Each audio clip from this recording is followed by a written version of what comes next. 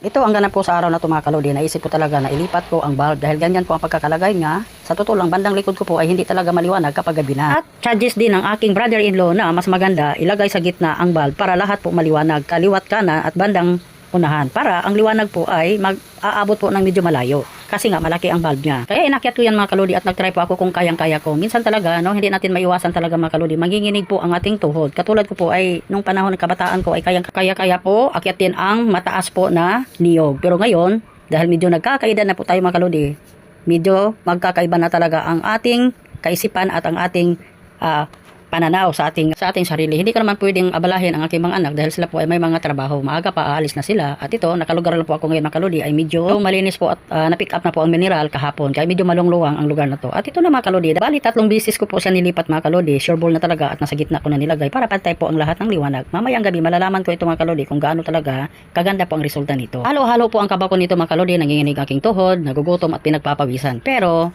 kapag concentrate at focus na po tayo sa ating mga ginagawa, talagang matatapos ang ating mga trabaho. Kasi nga mga kalodi, hindi na po tayo pabata, patanda na po tayo. Talagang magkakaiba na po talaga ang sitwasyon natin noon sa panahon ngayon. At ito na, dahil medyo maluwang-luwang mga kalodi, hinihigpitan ko po ng alambre. At sa baba po ng aking paa mga kalodi, mayroon pa akong nilagay dyan na 2 alambre para kung sakasakali mga kalodi, may nakaredy na po akong alambre dyan. At bumaba na ko at tinatry ko talaga, medyo okay na. Pero ito hindi ko lang pinapakita mga kalodi. At niligpit ko po ang mga plastic na bininta kaninang umaga. Dahil kapag pinipick up na po ang kalakal ko mga kalodi, nakaredy na po at nakalagay na po sa malaking jumbo. Lahat po mga kaloding bininta kahapon, ngayon at nakaraang araw, pinagsama-sama ko na. Kapag oras na gustong pipick upin sa buyer mga kalodi, nakaredy na po at nakalagay na po lahat yan para mabilis lang ang trabaho at kailangan talaga maging maayos ang lahat. Sabi ng iba, hindi ba daw ako napapagod? Siyempre naman, magpapahinga naman tayo. Siyempre tao lang tayo. Kailangan din sa atin ay magpapahinga. So ito na mga kalodi, ang mga samot-samot na mga kalakal, pinagpipilian ko na. Sa totoo lang, kapag sanay ka sa trabaho at sanayan ka sa ganitong klaseng trabaho na pagpapawisan ka, hanapin mo yan. Dahil kapag lagi kang natutulog at nakakahiga mga kalodi, mabigat po sa ating katawan. Yan talaga ang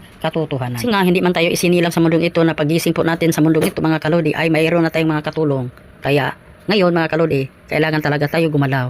At kailangan talaga tayong kumita at huwag tayong umasa kahit kanino man. Basta ang pinag-pray ko lang kay Lord at hinihingi ko kay Lord mga kalodi, ang pinakanambiruan, ang kalusugan po natin.